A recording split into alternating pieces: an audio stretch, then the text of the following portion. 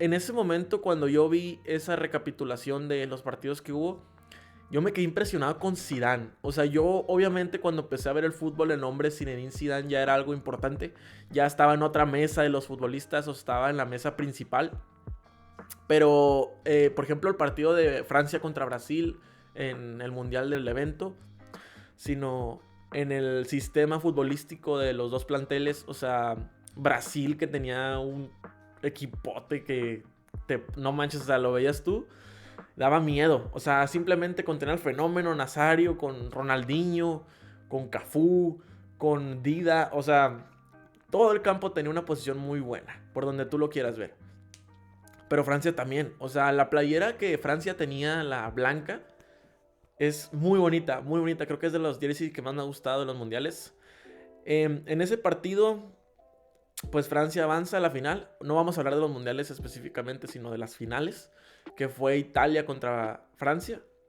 Ese partido, yo en el resumen que vi en su momento, estuvo un poco como muy tenso. Yo sentía a Brasil, nomás lo meto en las finales. No, a Italia, muy agresivo. O sea, tenía un equipazo también. Italia tenía a Gianluigi Buffon en la portería, a Cannavaro, a Gattuso, a Materazzi, a Pirlo, a muchos jugadores muy buenos. O sea, era un plantel muy grande contra otro muy grande, que Francia tampoco se quedaba atrás.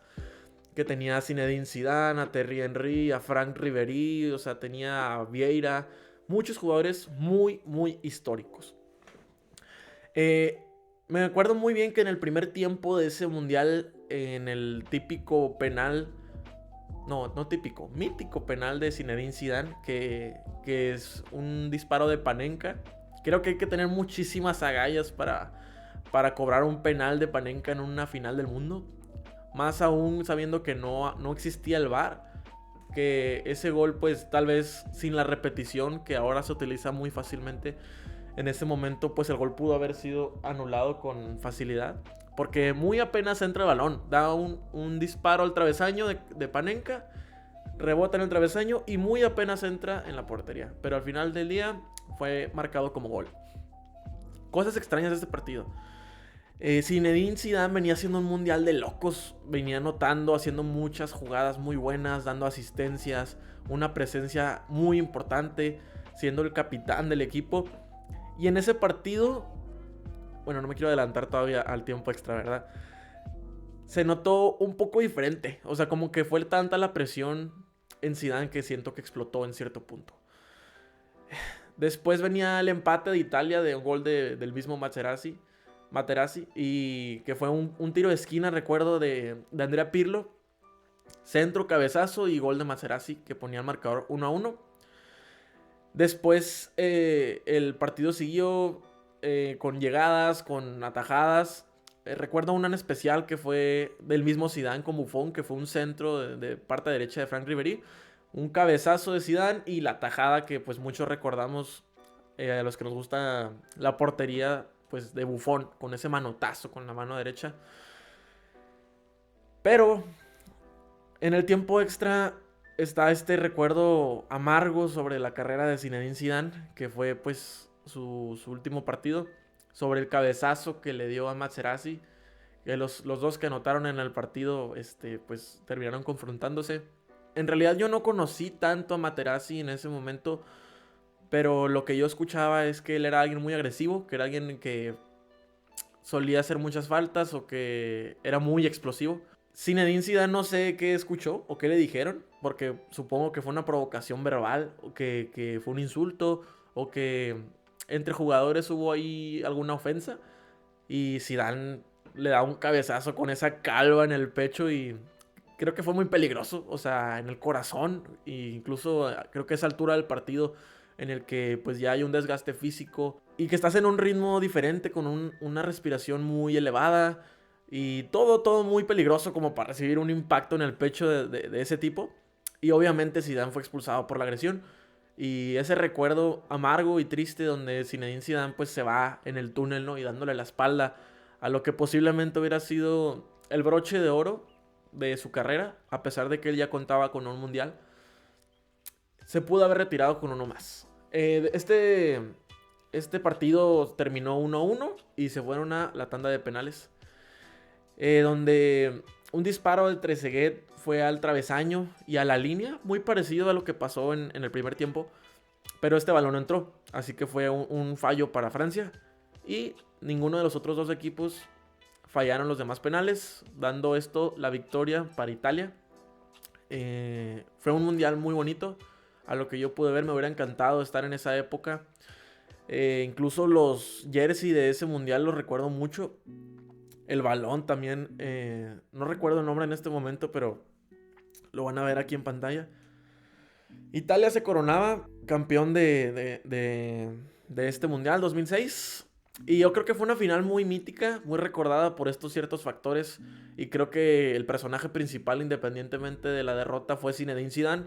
Y pues yo creo que tampoco fue un robo o tampoco fue una final con dudas. Creo que esta fue muy clara. Hubo un buen arbitraje, hubo buenos jugadores, buenos goles. Todo muy claro y pues una Italia merecedora de este premio. Esta final me gustó mucho. Pero me gustaría hablar de las demás finales antes de hacer un orden de mi preferencia de cuáles han sido las mejores finales de este listado. Después viene la final del Mundial de Sudáfrica del 2010, que fue una España que tenía un equipo de lo mejor que yo he visto en un plantel de 11 jugadores. Y una Holanda que pues siempre ha sido bastante fuerte y más en esa época. Creo que actualmente se ha diluido un poco con el sistema ofensivo. Pero a comparación de una Holanda antigua, que vienen de nueves como Bergkamp, como Van Persie, atacantes como Arjen Robben, mediocampistas como Sneijder, Huntelaar, muchos jugadores que sin duda han sido parte de la historia. Van der Sar, por ejemplo, Gullit, obviamente Johan Cruyff, o muchísimos jugadores que no acabaríamos de decir. Pero en este mundial fue un mundial muy como dudoso. Hubo muchos partidos en los que el arbitraje fue cuestionado, incluso en la misma final. Pero bueno, vamos a basarnos ahorita en la final. Me gustaría en otro momento especificar todo el mundial. En este podcast solo vamos a hablar, bueno, en este episodio del podcast solo vamos a hablar de la final. Me acuerdo mucho del equipo del 2010, que para muchos fue el mejor 11 de los mundiales. Claro que individualmente tal vez pueden ser superados por jugadores de otras selecciones, pero a nivel colectivo era un equipo bastante bueno. Que recuerdo que estaba Iker Casillas en la portería, estaba Piqué y Puyol de centrales, estaba Sergio Ramos en ese momento de lateral derecho, Capdevila del lado izquierdo, en medio campo teníamos a Xavi e Iniesta y también estaba Sergio Busquets. O sea, la mayoría del plantel era el Madrid y el Barcelona de ese tiempo, que creo que fue una etapa muy grande del Madrid y del Barcelona en España. Arriba teníamos a atacantes como estaba el Niño Torres, estaba David Villa, estaba Pedro, estaba muchos jugadores muy buenos, estaba Xavi Alonso también, recuerdo. Y Holanda con los jugadores que yo anteriormente mencioné. Este partido empezaba como muy movido. Hubo bastantes llegadas de España con remates que iban a la red de la portería, pero por la parte de fuera. Recuerdo mucho que la primera llegada clara que hubo en el partido fue esa de Arjen Robben, que se quedó en 1-1 contra Iker Casillas. Creo que el mundo se detuvo en ese momento en el que sabíamos que era gol o no era gol, pero no un gol cualquiera, sino en la final del mundo. O sea, este gol abría la puerta a, obviamente, una desventaja muy grande para España. Y este momento es muy recordado en la historia del fútbol también por esa tajada de Iker Casillas, que muy apenas la ataja con los dedos del pie. Arjen Robben iba de frente con Iker Casillas. Él es zurdo, iba a definir a primer palo. Hacia ahí eligió el disparo. De hecho, Iker Casillas se lanza al lado izquierdo. O sea, el disparo va hacia el lado derecho y él se lanza al lado izquierdo. Y pues por obra del destino, yo qué sé, alcanza a rozar la pelota con el pie y la manda afuera. Y pues se convirtió en un héroe en ese momento para la selección española. En este partido hubo muchas faltas muy duras. Creo que hubo muchas tarjetas amarillas, las cuales creo que si le sacaban roja no había ningún problema. Recuerdo una que le hicieron a Iniesta, que él intentó hacer una recepción como en media ruleta y que llegó si no me equivoco fue Van Persie, que llegó y se lo llevó con todo y cuerpo, o sea, se lo barrió literal. Recuerdo una muy, muy, muy clara que fue de Mike de Jong, si no me equivoco, hacia Xabi Alonso. Una plancha, pero en el pecho. O sea, le tira una patada como espartano en el pecho. Y con los tachones, o sea, era una roja clarísima. Independientemente de la intención, el impacto fue muy fuerte. Y solo fue amonestado con amarilla. Si no me equivoco, hubo como 5 o 6 tarjetas amarillas para Holanda. Y pues desde aquí ya había una tensión entre ambos equipos, ¿no? Por obviamente la lucha por el sueño, por el mundial. Pero pues Xabi Alonso fue impactado muy, muy fuerte. Después recuerdo que pues seguían habiendo bastantes llegadas de ambos equipos. Se fueron a tiempo extra porque no hubo goles. Iker Casillas tuvo un par de atajadas a Arjen Robben de disparos de fuera del área. Que Arjen Robben, fíjense, Arjen Robben me parece un gran tema. Porque igual como yo les digo que empecé a ver el fútbol mundial desde el 2014, Arjen Robben siempre ha sido uno de mis jugadores favoritos. Y tal vez no lo pondría en un Dream Team estadísticamente, obviamente, del mejor extremo derecho. Obviamente hay muchísimos extremos derechos que tienen más títulos y más experiencia y mejores que él. Pero a mí me gustaba mucho. O sea, y justamente es algo como irónico. Porque pues los mexicanos, para algunos latinos o cualquiera que me esté viendo de otro país y no sepan tanto de la historia de los partidos de México, en el 2014, en los octavos de final del Mundial, fue un Holanda contra México. Esta era la selección que uno como mexicano le tenía más esperanza o más fe, por lo menos, que nosotros los mexicanos tenemos una maldición, dicen por ahí, que yo creo que no es maldición, simplemente es talento, o sea, es lo que es. Yo soy mexicano y yo en el barco, obviamente la selección hasta donde caiga, pero esa es la realidad. Sino que Arjen Robben fue un meme bastantes años y un recuerdo muy amargo para los mexicanos, porque en una de las últimas jugadas de ese partido, Arjen Robben estaba dentro del área y se deja caer y se tira un clavado muy recordado sobre Rafa Márquez, que Rafa Márquez siembra el pie en el suelo y Robben finge un tropiezo, como que finge una patada y se tira el clavado, que hasta esa imagen la tenemos hasta en playeras, de esa frase mítica que no era penal. Realmente yo he visto esa jugada muchas veces y yo lo entiendo. O sea, yo entiendo que lo hayan marcado, pues. Es cierto que hubo una exageración de Robben en el clavado, o sea, y Robben no nomás esa vez en México hizo ese tipo de clavados, o sea, él era un jugador que lo asociaban mucho a lo de Neymar, que se dejaba caer mucho, que fingía mucho, que era un poco delicado, pero realmente todos sabemos que sin el reglamento en mano es muy difícil que haya un penal sin que alguien se caiga. Eso es algo que a mí me mortifica un poco, porque ¿qué tal si tú te pones a jugar de verdad y no a querer fingir y te pegan una patada o un manotazo y tú te quedas firme? O sea, tú no llamas la atención del árbitro. También entiendo que la labor de un árbitro siempre ha sido el peor dentro de una cancha de fútbol, post y antes del partido. Entiendo que haya marcado el penal. Yo creo que si hubiera VAR no hubiera sido penal, pero obviamente no había, y el hubiera tampoco existe. Y a lo que yo venía con Robben es que a mí es un jugador que me gusta mucho, pero tiene esa mancha muy grande. O sea, yo no le guardé un rencor por eso, porque creo que todos los futbolistas han fingido caídas, todos sin excepción, desde Ronaldo, Messi, Neymar, Suárez, Falcao, todos. O sea, yo estoy seguro que todos al menos una vez han hecho eso. Es algo natural del fútbol.